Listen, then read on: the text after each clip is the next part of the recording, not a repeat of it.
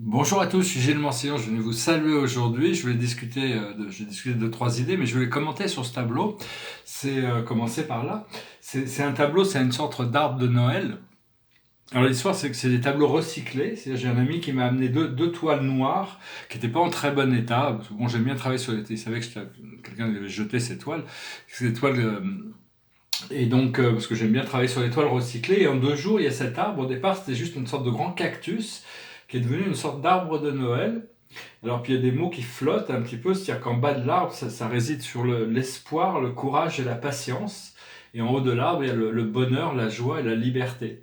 Et entre les deux, il y a la bonté, la sagesse, la paix, la droiture, la compassion, la gentillesse et la gentillesse. Donc c'est un arbre, je trouve, assez intéressant, parce que quand on regarde ce tableau, il y a des mots qui ressortent pour nous rappeler ces choses essentielles. Donc c'est assez intéressant. Puis l'autre toile, je l'ai retravaillé, si je travaille sur une autre. C'est un autre arbre, c'est pareil. Mais là, sur cette toile noire, il y a certains du noir qui étaient là. C'est pas moi qui l'ai peint, qui étaient là déjà au départ. Ce qui est assez rare, parce que d'habitude je repeins tout. Puis là, un autre arbre qui n'est pas fini, celui-là, sur lequel je travaille. Donc je voulais juste te montrer ces deux nouvelles toiles. Et d'ailleurs, il n'est pas sec non plus celui-là. Donc je voulais dire, oui, je vais parler, adresser deux, trois idées aussi, c'est que tout ce que l'on est, je parlais de ce globe de la création, c'est une manifestation de, imaginez comme un outil spirituel, ce globe de la création comme une manifestation du Créateur, mais nous sommes aussi une manifestation du Créateur, c'est qu'un jour ce Créateur, cette source, Dieu, un jour nous a pensé il nous a pensé et donc on existe depuis lors dans en tant qu'âme éternelle, hein, il a pensé l'univers et l'univers, c'est ce que l'on est, donc on cherche vraiment à reconnecter avec tous les aspects de la centralité de notre source. Et parce que je sais, mon père m'attend au paradis, j'ai juste besoin de finir ce procédé hein, d'alignement. Et parce que l'esprit c'est déjà tout et des fois on nous révèle certaines choses et donc on peut on peut accepter cette chose parce que quand on cherche, l'esprit me montre quelque chose, je veux me projeter, l'esprit me répond, tu verras. C'est bon, donc c'est chaque chose en son temps. Mais enfin, on peut déjà commencer à connecter avec tous ces aspects de notre vie qui nous sont présentés depuis qui nous sont donnés comme guidance sur le futur. Et parce qu'on a été créé comme ça, on est juste une vague dans l'océan. Et la vague elle est libre, dans l'océan. Et nous sommes l'amour divin mis en forme dans un sens. Et donc on est venu ici pour voir toutes ces expériences. Et même les expériences les plus négatives profitent à notre âme, même si doit passer par des choses difficiles ou ou même notre souffrance, toutes ces choses-là apportent à l'âme parce que bon, c'est ce qui le permet de transmuter pour se libérer. Et donc il y a tout un procédé beaucoup plus profond qui n'est pas encore révélé à notre conscience, mais qui se révèle petit à petit. On savoir que bon, tous les maîtres ascensionnés, tous les grands êtres, les prophètes, qui ont influencé tous les courants philosophiques, religieux et autres, sont très présents actuellement. Ils sont montés dans des sphères supérieures parce que bon, c'était leur destinée, leur destination. Mais maintenant, ils sont redescendus pour s'occuper du monde terrestre. Donc, on peut vraiment les appeler. Ils sont disponibles. Ils sont tous là. Ils sont tous envie de travailler avec nous. Alors, j'ai tiré quelques cartes. Puis de l'autre côté, c'est un tableau, c'est Thalie, hein, c'est une muse. Je suis ami avec les muses, je fais des portraits des muses, parce qu'en tant qu'artiste, c'est bien d'être accompagné des muses. Les muses sont les gardiens de la mémoire, sont les filles de Mnémosyne, la déesse de la mémoire. Donc elles travaillent avec l'Akash, mais elles rendent les choses poétiques. Thalie, c'est la poésie comique. Et donc, voilà, hein, tout est là pour pousser l'évolution de toute manière. Alors je tirais 4 cartes juste pour voir. La plus haute sagesse, c'est la réjouissance. On peut se réjouir pour cette nouvelle énergie qu'on a retrouvée. Ce que l'on doit comprendre, c'est la réussite.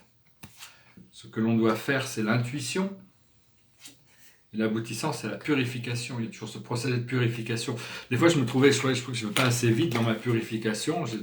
Mais l'idée, c'est de pas se prendre la tête, même par rapport à ça. Hein, pouvoir rester quand même assez dans la gratitude de savoir que les choses avancent. Et, euh, et donc, ouais, voilà, c'est à peu près ce que je voulais discuter. Je voulais aussi dire, oui, on peut discuter juste dire après, deux choses. La première, c'est la parole de Léonard de Vinci. Léonard de Vinci pensait que la peinture était la plus haute de toutes les sciences. Il considérait que c'était même pas un art, c'était une science. Pourquoi? Parce que ça transporte de la conscience.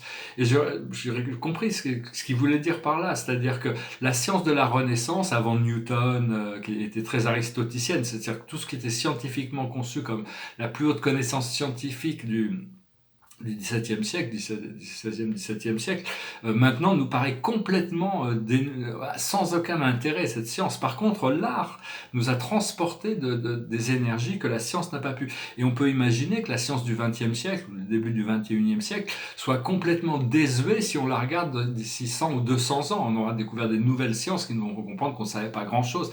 Par contre, l'art va continuer à transporter ces valeurs. Donc c'est pour ça que l'art, parce que l'art transporte plus que n'importe quelle autre science. Je pense que c'est pour ça que Da Vinci voulait dire ça. Et, euh, et donc, même, je veux aussi dire qu'il y a beaucoup de gens qui sont pas vraiment dans cette mouvance. Mes messages s'adressent à des gens qui sont déjà assez ouverts d'esprit, un peu initiés quand même, pour pouvoir accepter ces choses. Mais même les gens qui sont pas du tout dans ces programmes, quand ils dorment, maintenant, il y a toute cette libération, il y a toute cette exploration spirituelle. C'est juste qu'ils sont programmés dans un programme, comme ils ont appris à vivre, et donc ils continuent leur vie comme ça.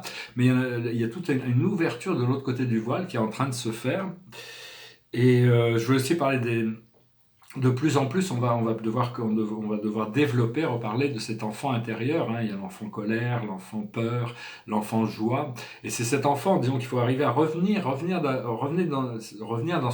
dans les mémoires de son enfance et trouver un moment où on était conscient hein, quand même qu'on était là. Donc, mais on n'était pas encore programmé dans le moule de la société. Et c'est retourner en arrière pour rencontrer cet enfant, le voir, rencontrer cet enfant que l'on était à ce moment, et lui poser une question, c'est pourquoi tu es là? Et moi j'ai une réponse qui m'est venue dans l'esprit, c'est pour faire quelque chose de grand. Et donc je l'ai rassuré, il y a eu une connexion, vous pouvez retourner voir cet enfant et rassurez-le par rapport à ses ambitions, par rapport à sa mission, parce qu'il le connaît, il est pur, il n'est pas conditionné. Et donc dire que bon, même si bon, mon art n'est pas forcément connu du grand public, j'ai fait quelque chose de grand à travers la création de ces 1000 tableaux. Hein. Et en connectant avec cet enfant, on peut le saluer, hein, on salue cet enfant qui est à l'intérieur de nous, on reçoit quelque chose de cet enfant, on reçoit cette pureté d'intention par rapport à de cette connaissance et de cette connexion. Hein. On doit travailler avec la connexion avec notre enfant intérieur. Hein. Je pensais que ça pouvait être intéressant de parler de ça aussi. Voilà, je finis avec une chanson, c'est une chanson qui... On est à Thanksgiving, hein, puis Thanksgiving, quand je suis arrivé aux États-Unis, Thanksgiving, c'était une fête qui me plaisait beaucoup, c'est donner par gratitude, c'est-à-dire on était invité par des gens dans des somptueux repas qui duraient 4 heures, 5 heures, c'est assez, puis ça marque la saison de Noël, le mois de Noël, hein. Donc j'ai un arbre de Noël derrière moi, je le trouve vraiment bien, hein, je le regardais, il est apparu, puis quand j'ai fait l'arbre au départ, je me suis dit, parce que c'était une spirale blanche, c'était une spirale noire, je me suis dit, je voulais juste les garder abstraits, une spirale noire, une spirale blanche, donc je voulais repeindre par-dessus, et puis finalement j'ai continué à travailler dessus, et c'est une sorte de cactus de Noël, à Los Angeles, mon beau-père avait un grand cactus de Noël, c'était un petit peu apparu comme ça, hein, et puis... Puis il y a toutes ces boules qui sont venues, cette guirlande, et puis après il y a les mots avec les étoiles derrière qui sont un peu comme des fleurs.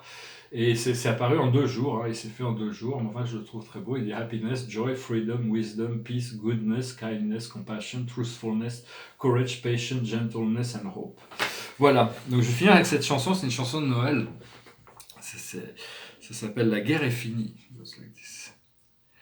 And so this is Christmas. And what have you done? Another year's over, a new one just begun. And so this is Christmas, I hope you have fun, the near and the dear ones, the old and the young. A very Merry Christmas and a Happy New Year. Let's hope it's a good one without any fear. And so this is Christmas, for weak and for strong, for rich and the poor ones. The road is so long.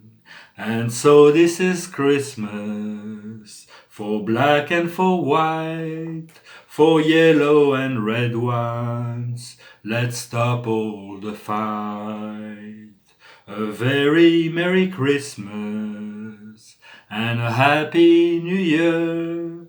Let's hope it's a good one without any fear. And so this is Christmas, and what have you done? Another year's over, a new one just begun. And so Merry Christmas, we hope you have fun, the near and the dear one, the old and the young. A very Merry Christmas and a Happy New Year. Let's hope it's a good one without any fear. The war is over if you want it. The war is over now. La guerre est finie maintenant, hein. C'est un cri d'appel, parce que cette saison de Noël, c'est une saison de réjouissance, où on échange des présents, où on peut, bon, personnellement, bon, j'ai pas trop de famille ou d'amis ici, donc j'ai pas trop célébré Noël ces derniers temps, mais enfin bon, en famille, quand on est dans ça, c'est une fête agréable, de relaxation, de communion, et qui n'est pas la naissance du Christ, parce qu'il est né le 21 août de l'an -7, hein, mais bon, c'est des fêtes païennes qui ont été réapproprié par le Vatican, et donc c'est parce que l'idée c'était de les faire brûler un sapin dans la forêt en hommage à la déesse de la lune au solstice d'hiver, hein, surtout dans l'hémisphère nord. Donc voilà, je vais retirer une dernière carte, hein, peut-être. Je vous souhaite une excellente semaine, une bonne nouvelle lune, beaucoup de célébrations qui se préparent. Et c'est l'empereur, l'archange Uriel, le gardien de la flamme argentée. C'est une flamme très puissante, une flamme c'est la lumière du futur. Ça dit stabilité et efficacité. Prenez une situation en main, des projets ambitieux. Donc voilà, hein, ça correspond à ce qui se prépare devant nous. Je vous remercie, je vous salue, je vous remercie d'aimer, de partager, de commenter, de souscrire, et puis je vous dis à bientôt. Namasté.